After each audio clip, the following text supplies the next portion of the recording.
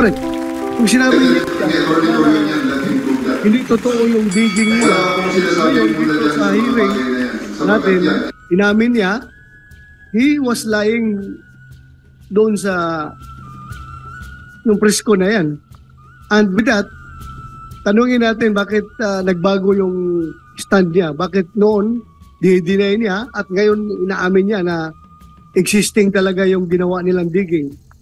Merong dito, nagkaroon din ng problema kasi nakatanggap kami ng tawag at na-confirm na yung mga pulis po ay gusto pong pumasok sa Prayer Mountain sa Kalinan, Davao City. Sorry, for a while. Yes. I would like to acknowledge the arrival of my colleague, Senator Bongo. Thank you, Your Honor.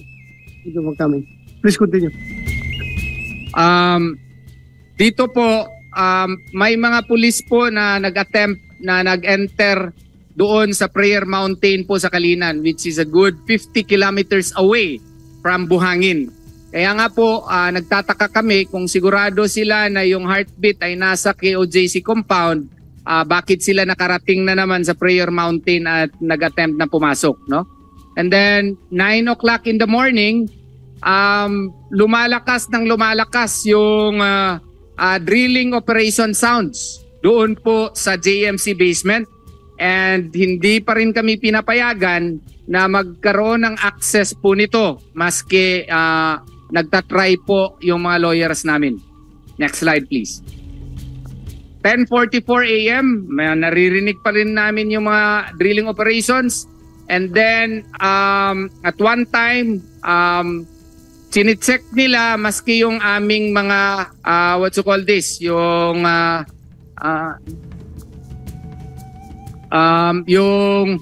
drainage, no? Tinitingnan yung mga drainage system, and then pati electricity namin, no? Ginagamit na nila at ginagawa nilang what you call this, boarding house, pati hangar po namin, no?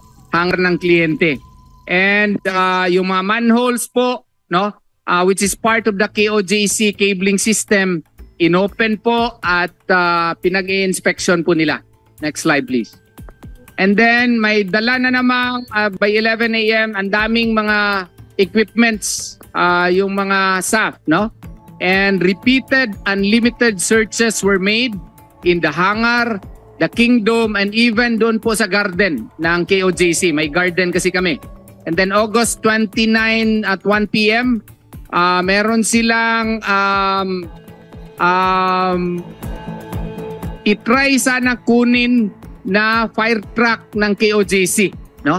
And then nung tinanong ng mga lawyers anong ground po nila, hindi naman po nagsabi na ano ang ground at hindi naman po tinuloy. And then by August 29, 2024 at 1 o'clock in the afternoon, may mga peak access po na nakita po na pinapasok nila na nakikita sa scanner. Ayan, na-confirm natin dahil pala yan doon sa kanilang tunneling operations doon sa likod ng JMC basement na na-confirm natin kanina. And then, meron na naman silang dala, hindi na naman pinapascanner. 3 bags and 1 big box, no? Na ayaw nilang ipa-undergo ng security check. Bakit po kami nag-i-insist doon sa scanner? Because even if they are serving a warrant of arrest po, gusto din namin na may transparency kung ano yung pinapasok po nila for our self-preservation, no? And because it is also under Article 428 of the Civil Code, 429 of the Civil Code, private property po yan. So hindi naman siguro dahilan na kung meron silang arrest warrant, ay sila na pong maghari-hari po doon sa loob. Sana hindi nila makalimutan na private property po yan, no? 3 p.m. August 29, 2024, yun, bigla na lang kinonfiscate yung mga license plates po ng mga sasakyan po sa loob ng KOJC compound. I don't know how is it related with the warrant of arrest, pero ginawa po nila yun. And then, hindi na naman nag-allow. For a while, Atty. Yes po. General Torre, bakit nag-conduct ng operation yung highway patrol sa loob ng compound nila ng baklas ng plate number. So I'm very sorry. That's the first time that it came to my attention. I'll look into it immediately, sir. I'll give you feedback before this hearing ends. I'm really very sorry, sir. Ngayon ko lang nakita yan, sir. Hindi ko alam yan, sir. I'll give you a feedback ngayon kaagad, sir. I'll ask the Highway Patrol. Patawag mo nga. Please continue.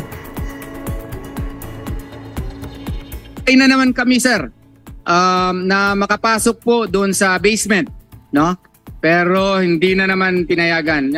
Ilang beses yung mga abogado po na mag-try na ma-allow na makapasok doon sa basement kasi yung drilling operations kasi napingay, no? And concerned kami sa structural stability po ng eskwelahan, no? And then 349, ito na naman another incident na mga tao na klaro talaga na hindi pulis. So yan, gagwapo kasi ng mga pulis, laki ng mga katawan, pero tingnan mo yan, no? Oh. So, mga minero po na pinuslit nila dito, mga abanteros ata, no? And it turned out na yung hukay pala na na-confirm natin kanina, dun po sila sa JMC basement, no? Pero the manner by which they employed this was really questionable, no? Because this is really deceit as well as fraudulent because they are not even members of the police, and while under the rules of court they may be able to summon other persons to help them in the assistance of in the implementation of a warrant of arrest, but these men were not actually utilized to assist the service of the warrant of arrest. They were used to conduct mining activities in the JMC compound, no? And nakatago yung mga mukha kasi may confirmation kami sa isa or dalawa na mga ano pero we are still conducting further research sa kanila pong identities, no? Next slide please. And then at around 4 o'clock on August 29, another set na naman, no? Unidentified male individuals were headlights were escorted by the PNP to the basement. Nagsiserve ng mga may mga headlights pa, no? So these civilians wearing police athletic uniforms were then escorted by the police going towards the basement. Kaya by this time nagdududa kami baka mina na yung pakay po nila. Kasi may mga headlights po no? So nag-try na naman yung lawyers natin na pumasok doon. Paano kami maka-insist? Mga staff officers po yung nakabantay doon. May mga armado pa, mga armalites at iba pa. Mga bandolier ng mga, what you call this, na bala, no? And then at 4 p.m. po, ginawa yung KOJC compound, bed, and parang boarding house talaga. They turned it into a police garrison, no? Yung mga Bermuda kasi dyan, as much as possible hindi kami nag-step dyan maski kasi para hindi prevent yung growth ng mga Bermuda, pero sila ginawa po nilang bahayan, no? And then dito po I'm fed up already because I have always requested my lawyers, try nyo nga na magpasok doon. At one time ako din, no? So I challenge the media to seek clearance of the PNP, no? Para makakuha kami ng clearance, makapasok doon sa drilling activities, no? Nung papasok na sana ako, ayun, formation po sa harap ng anong tawag nito ng JMC compound. Hindi na lang po ako try na to break into the what you call this, kay baka mapreso pa ako at sasabihin it's a charge ako ng PD 1829, obstruction of justice. Yan kasi ang kanilang parang mantra dyan. O kakasuhan kita, BP obstruction of justice. And then 5 p.m. August 29, 2024, unlimited search na naman, pero yung heartbeat sa JMC building na naman, hindi na naman sa cathedral, no? And then meron silang life and motion detector na ang brand name Novaski, no? I don't know sa abroad dito galing itong equipment na ito. And then break muna Torre. Yes. General Torre, yung mga ginagamit ninyo na mga equipo. Saan galing yan? The life and motion detector, sir, one is from the Bureau of Fire Protection, from their search and rescue of collapsed structures, and the other two is from the MMDA, the more updated one. Also used in the collapsed structures, sir, like they're using it also in Turkey. So that's in replacement to the tracking dogs. So kung may taong nabagsakan ng building halimbawa, sir, they just place it on top. They know if they're still alive. They are not PNP property. One is from BFP. Borrowed from other Yes, sir. agencies. Yes. Hindi galing sa Amerikano. Sir? Hindi galing sa Amerikano yan. Saan, sir? Hindi galing sa Amerikano? Amerikano yan. Hindi, sir. That's, the life and motion detector model 1 used by the BFP is an old one. It costs 2 million pesos in accordance to the PAR. And the updated one, LM3, used by the MMDA, reportedly cost 9 million each. Okay, thank you. Yung Please Proton continue. Elic, Your Honor, yung Proton Elic, saan kaya? Yung Proton Elic, saan galing yun? We use the ground penetrating radars loaned from. There were 3 ground penetrating radars loaned from private companies, but the latest one, ground penetrating radar that gave us the latest image, is from the DNR. Sir. DNR. Yes, sir. Tapos yung iba, private company. Private company. So, We borrowed meron those- kayong tatlo. 4, sir. 4. Yes, sir. Please continue. By August 29, likewise, Your Honor, no? Meron na namang mga miniro, mga abantiro. Tingnan niyo pong mga gamit dala nila, oh. I don't know kung magsiserve din sila ng warrant, pero iba ata yung mga dala nila. Eto naman po, kung meron pong tanimbala, meron na namang tanim tao, no? Ito, minor ito, no? Kasi we really raised this concern kasi ang takot namin doon sa ginagawa nilang tunnel, baka bigla magsasabi sa, oy, may nakita kaming minor person po dito. So, nakita namin yan, may video yan, minor, dinamitan ng pulis. At kumpirmado namin na sila ang nagpadala kasi nung bumalik siya, sumakay siya doon sa coaster ng PNP. Merong video po niyan. Oo. Who are these people? I don't know, Your Honor. No, I'm asking Gerald Torre. Yes, Your Honor. Kanina ko pa gustong to disabuse the mind of Attorney Torion. Para accurate, sir, basahin ko na lang, sir, ang proof. Relevant law. Pabagal lang aking abogado. So that we'll read it from the court. From the revised rules of court, section 10. Rules of criminal procedure, sir. Para ma-disabuse, sir. Actually, sir, alam ni Attorney Torion to, sir, that there's nothing illegal in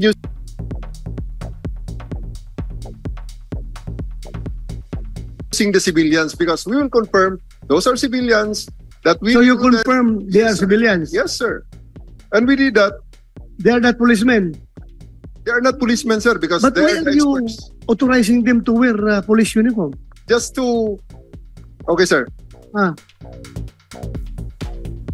Sir, Sige, ladies sige. and gentlemen. Listen. Sige, go ahead. Section 10, Rules of Court, Rule 113. Ang Section 11 nito, yung palaging alam na natin na palaging inuulit-ulit natin ni Torion. Right of the officer to break into building or enclosure. Back one up, Section 10. Officer may summon assistance. An officer making a lawful arrest may orally summon as many persons as he deems necessary to assist him in effecting the arrest. Every person so summoned by an officer shall assist him in effecting the arrest when he can render such assistance without detriment to himself. Allowed by court, allowed by rule, sir. Why are they using the uniform? At that time, I gave them the authorization. That's an exemption in Rule 179, in Section 179 of the Revised Penal Code, because that is to ease their entry para matapos na lang, sir. Kasi mga aresto naman kami, sir.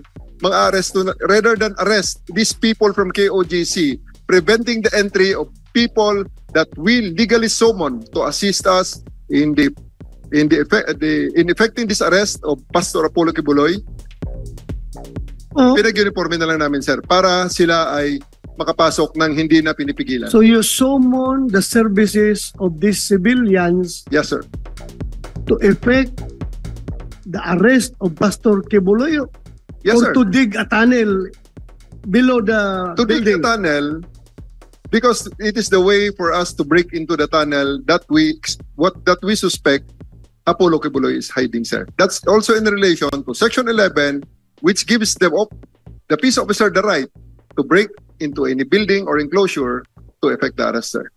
Don't you think that you have abused this particular provision of the rules of court na Overstretching. kasi tingnan mo, link of time, 13 days. Where in the world have you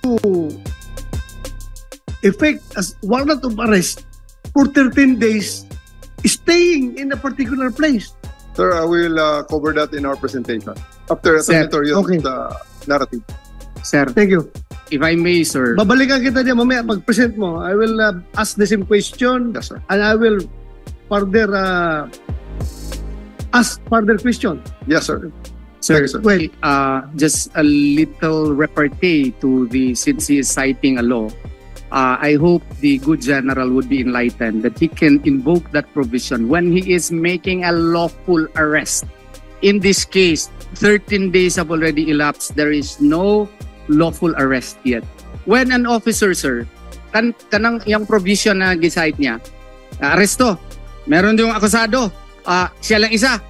Pare, tulungan mo ako kasi i-aresto natin siya, maski civilian pwede. Kung ang ginagawa nila, hindi ito applicable yung kanilang proviso. Kasi mga civilian ito, dinadamitan nila, minor pa, tapos hindi para pag-aresto, ang dami na nila. Do they need 5,000 personnel plus civilians just to arrest one person? That's a misreading of the law, overstretching of the law, and that is, I don't know, that requires further seminar in a law school, probably, Your Honor. ako, I am not a lawyer. Pero I can hardly believe that you are going to summon the services of this civilian not to arrest Pastor Kibuloy, but to look for Pastor Kibuloy. As you said na ginagamit ninyo yan sa pagtatanil doon, sa paghuhukay, therefore, you are not effecting an arrest. You are looking, you are searching for Pastor Kibuloy. Pag nahirapan kang mag-aresto ng tao, you can summon the services of other people. Tulungan niyo ako dito, ayaw police officer. Hulihin po itong tao, malaki ito masyado. Tulungan niyo ako, makasummon ka ng services ng ibang tao. Pag-aresto, but not to look for Pastor Kibuloy as stated in that rules of court. Mr. Chair. General Torre, you respond. Pareho tayong police, pareho tayong hindi abogado. Sir, that will be covered in the presentation, sir. We assure you Okay. that it will be covered. Sige, later. Chair, may I Right. just say, may I just point out something?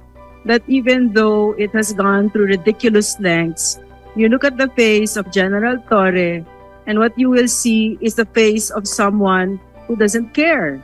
His interpretation right now is the only thing that matters. Siya ang batas.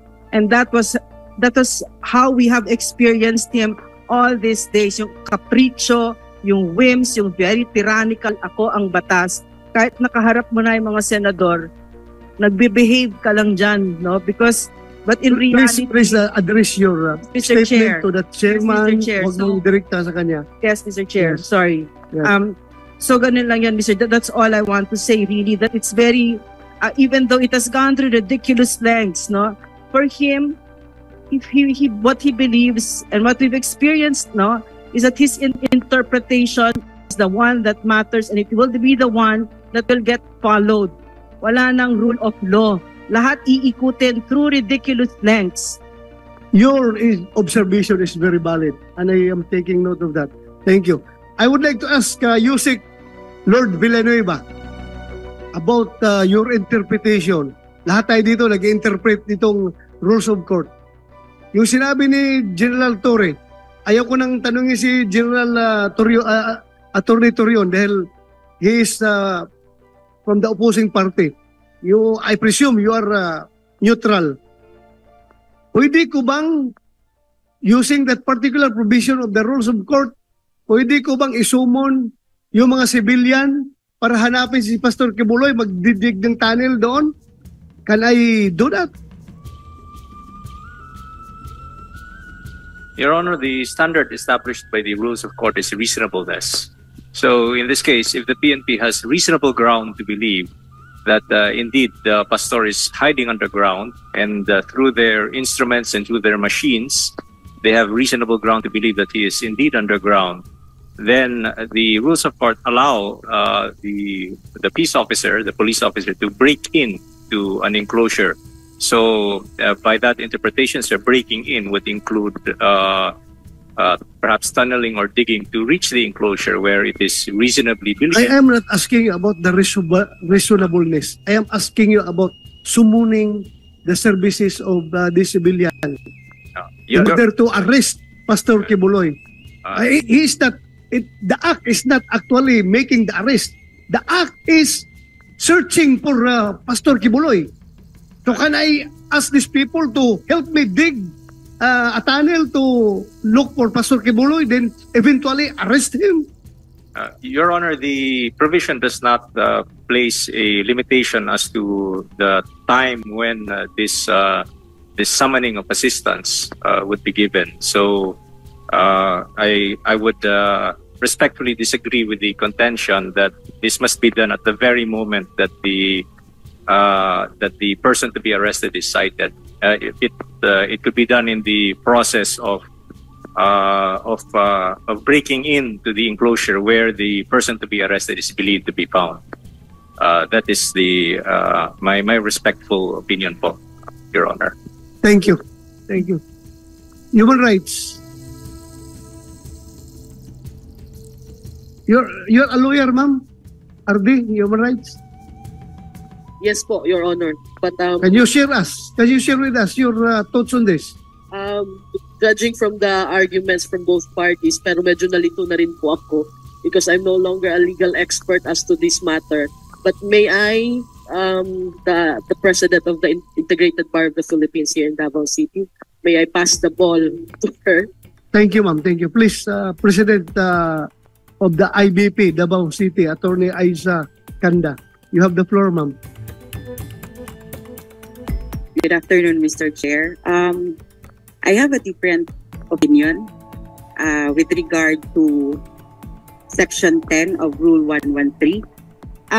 My understanding with respect to this article is that the officer is actually in the act of making the arrest. And he may call, of course, as many assistants as he can, but with what's happening now with KOJC, there are thousands of them inside the premises. So what's the point of asking a civilian to assess or to assist in the arrest? So in the actual of making a lawful arrest, they are still searching. They are still searching in the vicinity. So they are asking for help. That is why I am trying to make a distinction between the act of arresting and the act of searching. Yes. That's why I want to establish the difference between the two. Yes. So yun nga. So my opinion is that your opinion. He can ask for assistance in the act of actually doing the actual arrest and not in the search of or effecting the search of the arrest or the search of the person to be arrested. Thank you. Thank you, ma'am. Ito, magaling ito na abogado. Ito, akong nirespeto ko yung opinion nito. Commissioner Alberto Bernardo, sir, please share with us your thoughts on this. In relation to the police operational procedures that we are observing in the PNP and the NAPOLCOM, please continue.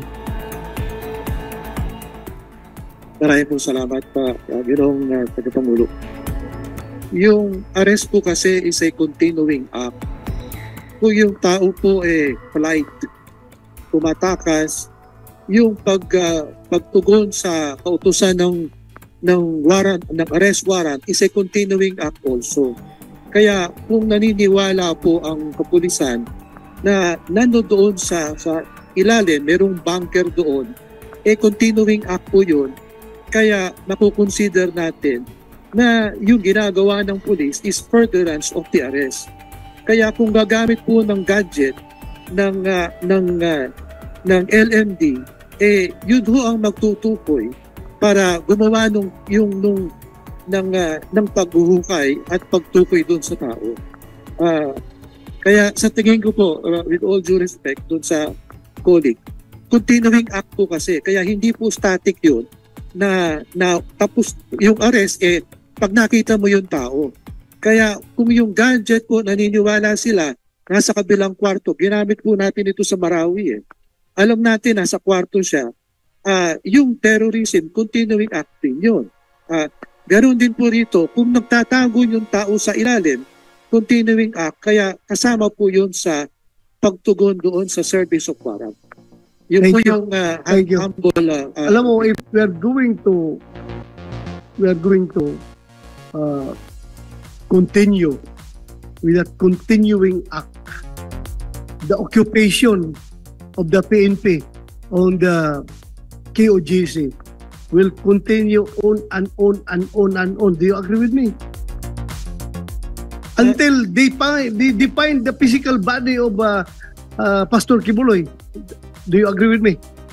Yung naulat po kanina, kung wala na pong hudyat, gaya ng ginawa po natin doon sa Baguio, nung gumuho yung isang hotel doon, kung merong hudyat na merong pang mare-rescue rito sa ilalim, dapat patuloy po rin yun. Ganon din po sa pag-aresto. Kung sakaling wala nang ma-detecto na taong merong buhay sa ilalim doon, dapat itigil na rin yun. Kaya magiging basihan po natin yung ginagamit nila doon sa rescue equipment ng DNR, ng MMDA, at ng Bureau of Fire Protection. Sila po ang magsasabi, yun po yung reasonableness po. Ako, bilang isang dating pulis, nakikita ko yung reasonableness na sabi natin ay talagang masyadong subjective. Kung ako, gusto kong i-occupy yung KOJC forever ko rin sasabihin na may heartbeat ako na-detect. So, hanggang saan ito ngayon? Ako forever ko talaga. Gusto kong i-occupy yan eh. The mere fact nagdala ako ng 3,000 na pulis dyan, may intention talaga akong i-occupy yan. Yung buong grounds na yan. So sabihin ko forever. Heartbeat dito ngayon. Hinukay. Wala. O may heartbeat naman ako na-detect doon. Who will police the police? Pagdating sa bagay na yan. Yun po ay pwede nang iakyat sa husgado. Kung sa tingin po ng husgado ay hindi na to reasonable, ililift po yung execution ng warrant of arrest. Magbibigay po ng mga kondisyon yung husgado na hindi na rin tama yun. Ito po, hindi po kasi judgment call yung magiging basihan po ng continuation ng execution ng warrant. No. Pwedeng judgment call yan. Sabihin ng police na it's my judgment na nandyan pa si Pastor Kibuloy. Who will be against me? Nga ako, sabi ko, nandyan pa rin yan. Sigurado ako. Walang katapusan. Thank you, Attorney. Thank you. Attorney from DOJ, City Prosecutor, Attorney Saniel. Can we hear from you? That's why we invited you because we need your opinions here. Please. Magandang hapon po sa lahat, sir. Mr. Chair. Hindi po ako authorized magbigay ng opinion on that matter. Can I be allowed to differ on that comment, sir? Mukhang tuwang-tuwa kayo dyan. Pumalakpak kayo, Ha? Ano pala siya? Prosecutor ka? Yes, sir. What's the difference between the prosecutors and other people from DOJ who are giving their opinion in our previous hearings? Sir, in my capacity, sir, is about the trafficking case that was Trafficking? Yes, sir. Yung number 3 item, sir. I thought being a prosecutor, you are prohibited from giving your legal opinion on this matter. Am I Yes, correct? sir. In my capacity now, In your sir. capacity as a Yes, sir. prosecutor. I cannot give my opinion, sir, on this matter, sir. So itong ibang taga DOJ sa Senado na nagbibigay ng opinion, they are not prosecutors. They are part of the DOJ, sir, but they are authorized to give their opinion, sir. Thank you. Salamat, sir. Sino pang abogado dyan na pwede magbigay ng Ako po, opinion? Your Honor, malapit na po. Mag-aral pa ako next time. O sige, Your Honor, pakinggan natin. opo, hindi po ako abogado pero common sense po, Your Honor.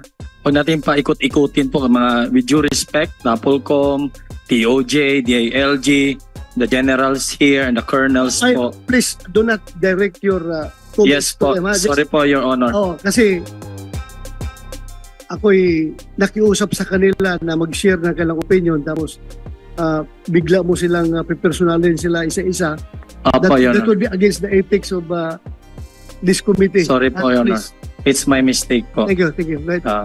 It's, tumatanggap naman po kami ng mali pag nagkamali po kami. Okay. Salamat po, Your Honor. I think it's an insult to the 3,000 strong men of PNP with the elite forces, special action force. Tapos tutugisin mo isang individual lang. Mag-hire ka pa ng hindi pulis, damitan mo po ng pulis. Your Honor, papayag ko po ba? Yung uniform nyo po is papasusot sa hindi po pulis. Wala pong limit. For example, pwede ko pong sabihin, kung ako si General Torre, I can hire 1,000 civilians. Pasok kayo dito sa compound. I-search natin. Ganito kasi yan. I'm not reading their minds, no? Pero siguro sa expertise, you have 3,000 policemen na hindi mga minero, hindi marunong maghukay, hindi marunong maghanap ng bina. Ito siguro, hinahire nila yung mga tao na yun because talaga magaling yun sa paghukay. Ang gusto nating masettle ito ngayon, yung paggamit sa kanila sa paghuhukay at paghahanap doon sa kay Pastor Kibuloy ay yung kaya nga tinatanong natin yung mga legal opinions ng ating mga lawyers dito, yun ba justified? Justified ba? As far as the use of uniform, police uniform, inamin naman ni General Torre that he authorizes the use of the uniform. He authorized the use of uniform for easy access papasok doon sa loob ng Your Honor, kunwari may mga NPA criminal, pwedeng gamitin po yan papasok sa loob. Paano pa namin ma-check po, Your Honor? Anybody can do that. Wala po kasi naka-uniform na eh. Pero NPA naman yun. Mag-aaway ba itong kaaway ba itong police at saka Mga NPA? eskalawag at preso po, pwede pong damitan po yan, papasukin po sa loob, Your Honor. Ano pong control po dyan? Authorized pala eh. Kaya nga natin ngayon tinatakil yan dahil nga dito tayo ngayon sa arrest at saka sa search paggamit ng tao. Ako, as far as I am concerned, I am not a lawyer pero ginamit nila yung tao para mag-search, maghanap kay Pastor Kibuloy, hindi para mag-aresto kay Pastor Kibuloy. On the contrary, the opinion of our lawyers, NAPOLCOM and other lawyers, nagsasabi na continuing yung act of arresting Pastor Kibuloy. Matagal na debate ito. Anyway, hindi ka Sir? pa man tapos. Narinig ko na yung side mo, pero continue ka sa presentation mo. Sir? We will leave that matter at pag-usapan natin mamaya. Attorney, isang abogado pa. Yes, sir. Yes. Just with respect to the fact that Section 11 is very clear when they are making an arrest. Unfortunately, there is no arrest yet here. And then they used a child, they used insignia. Sir, I just want to point out, sir, that the allowing persons who are not police to use police insignia is a violation of Article 179 of the Revised Penal Code. Plus, a second thing, sir, is the fact that they used a child, a minor, to use that. That is, again, child abuse. I just want to point out that to the Yeah, thank you. General Torre, bakit gumamit ng minor kung digging ang purpose doon maghukay? Bakit babae ba 'yan? Parang babae yung lalaki ba 'yan? Minor? Bakit kayo gumamit ng minor? Your Honor, I do believe at this point in time na wala namang nag-establish sa minor. Those are all allegations. And I can categorically say na walang minor dun, sir. Baka mukhang bata lang. Mukhang bata, pero... Mukhang bata lang, but really... For the record. For the record, sir, none. For the record, pinasok mo yun for the purpose of digging or Yes, for sir. the purpose of... Baka mamaya ang apprehension nila is gagamitin na naman ninyo doon sa loob na parang victim of trafficking na naman. Of course not, sir. The purpose... Yung apprehension nila, pero for the record, The you say it for the record. instruments indicate that our targets could be 4 meters below ground. And I believe that we need experts on this matter, especially on digging this hole, because we want to ensure that these people have the experience. That's something that the police does every day. So who are the people who knows and has the experience on digging? Minero, sir. So, with that explanation of yours, it is the impression of this committee that you admit that you really did a digging below the GMC. Yes, sir. It's part of our compound. presentation later on, sir. Andiyan sa presentation ko, sir. Kaya nga, in-admit mo. Yes, sir. Kala ko hindi mo i-admit. I am ready to cite you in contempt kung hindi Yes. mo i-admit. Ako mismo, you have no way to lie before me because ako mismo, pinuntahan ko kanina sa inspection kanina, hinukay namin doon, very fresh pa yung simento na ginawa at nung natanggal yung simento, yung mga kabilya na nilagay doon, hindi kabilya na construction na related kabilya, kundi kung saan lang napulot na kabilya yon. And yung lupa is very loose. But then, that's immaterial anymore to discuss about that because you admit that you did the digging below that the basement of GMC Yes, sir. building. Yes, sir. I have Okay.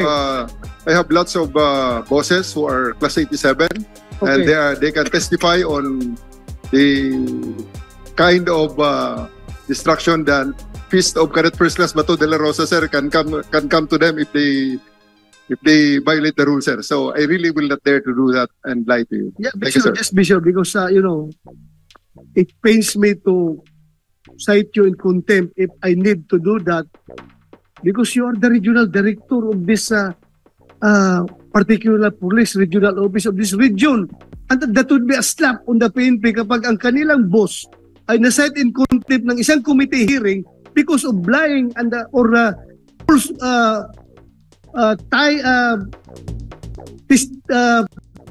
testifying falsely before the committee. Yes, sir. I hate to do that. Yes, sir. Please make sure that you don't lie to this It committee. will be part of the presentation, sir. And even the future diggings is included there, sir. Okay, thank you. Mr. Chair. Meron pa yung future digging? Mr. Chair. It's included in the presentation, sir. Mr. I'll Chair. show you, sir. Mr. Chair. Mr. Chair. Mr. Chair. Sandali ha. Unahin ko muna si Jason sana una nag-kwan. Salamat po. Yeah. I just want to know from the chair whether the digging was in accordance with the law.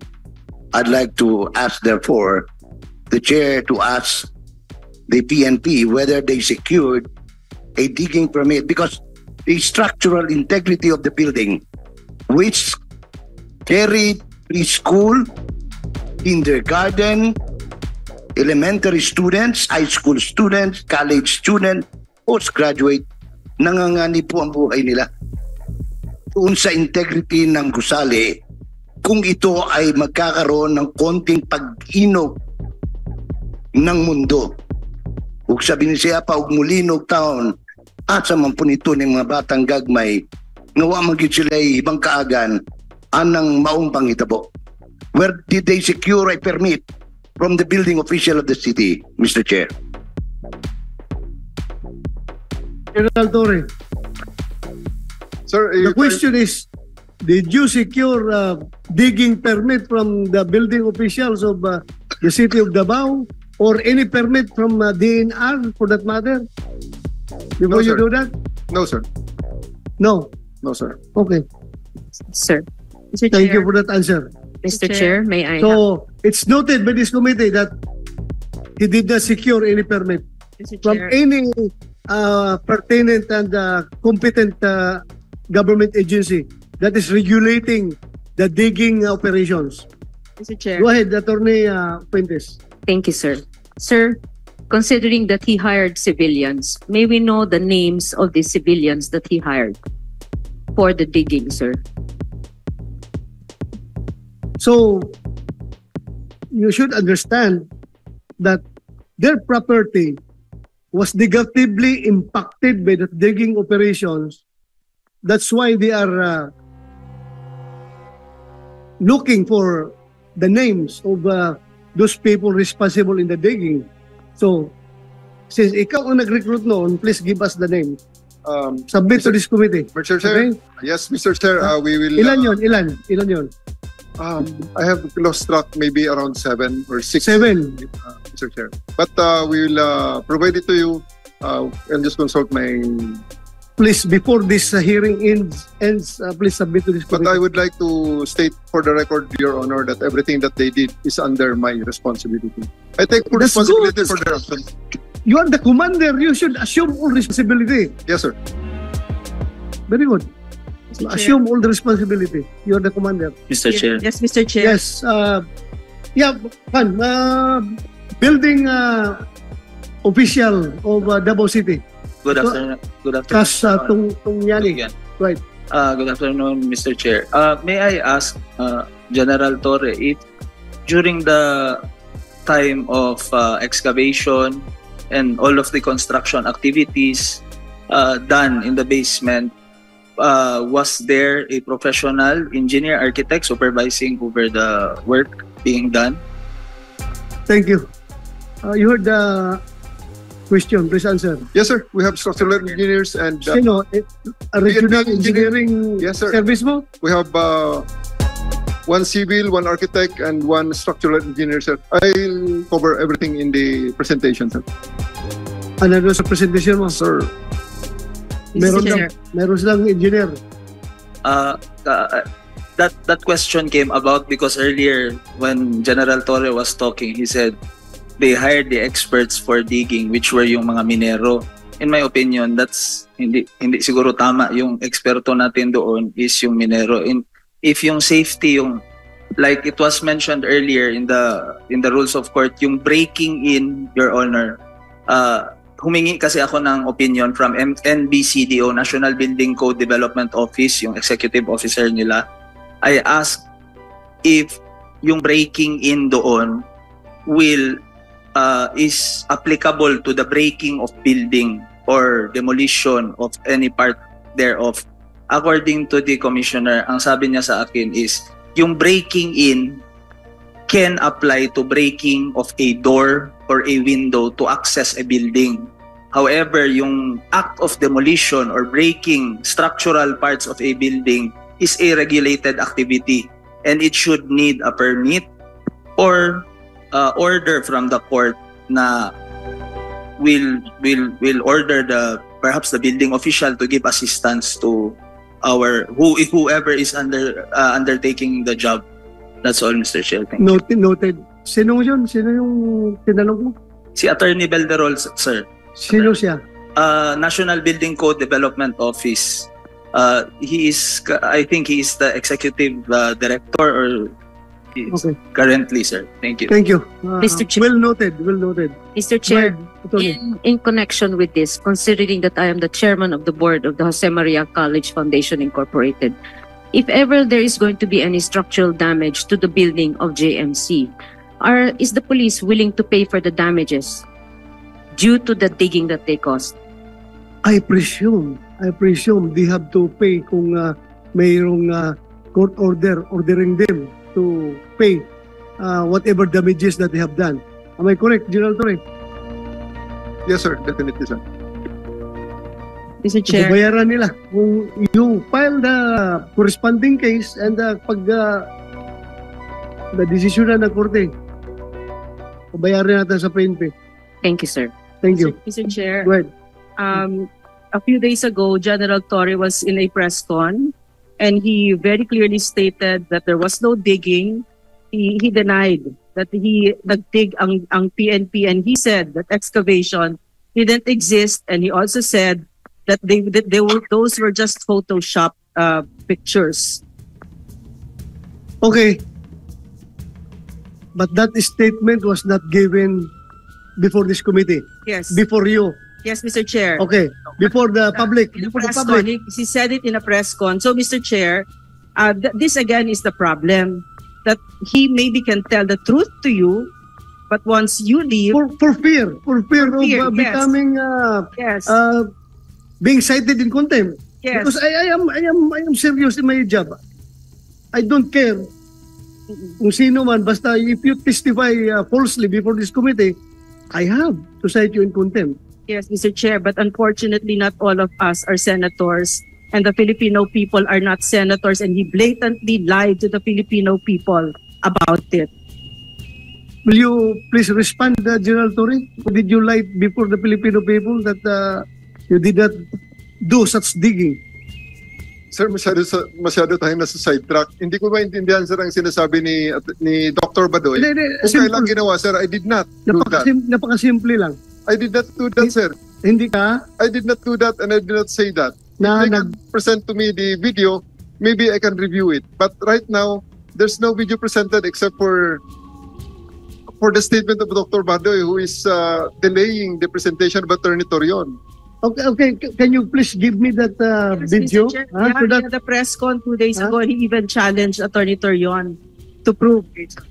Ang sabi kasi niya sa press con, he has to, that's the allegation of Attorney Torion, and he should prove it in court, and he should prove it, walang in court, he should prove it because madali, nasa Photoshop naman yan. Parang Photoshop na yan. Oh, yun po, sabi niya. Sige, last response before we proceed para Sometimes you're really thinking that they don't want to proceed with their presentation. But I think that sidetracks the issue because as to the moment, sir, Dr. Badoy is just making an allegation, sir. this committee Yes, sir. does not believe that it hijacks the issue. Okay, sir. That issue is very important and very relevant in this investigation. So the answer, sir, is no. I did not say things that Dr. Badoy is attributing to me. Thank you. Thank you, sir. Thank you.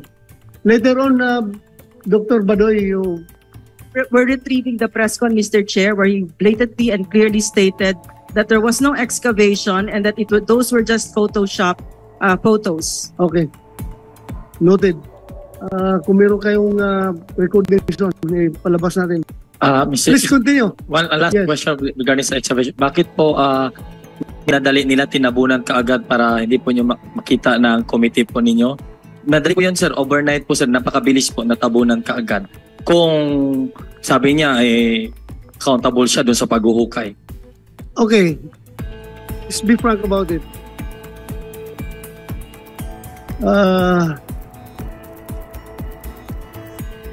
Bakit niyo tinabunan kaagad? Sir, that will be covered my presentation, sir. Even before, without even the Senate hearing, we will cover it, sir.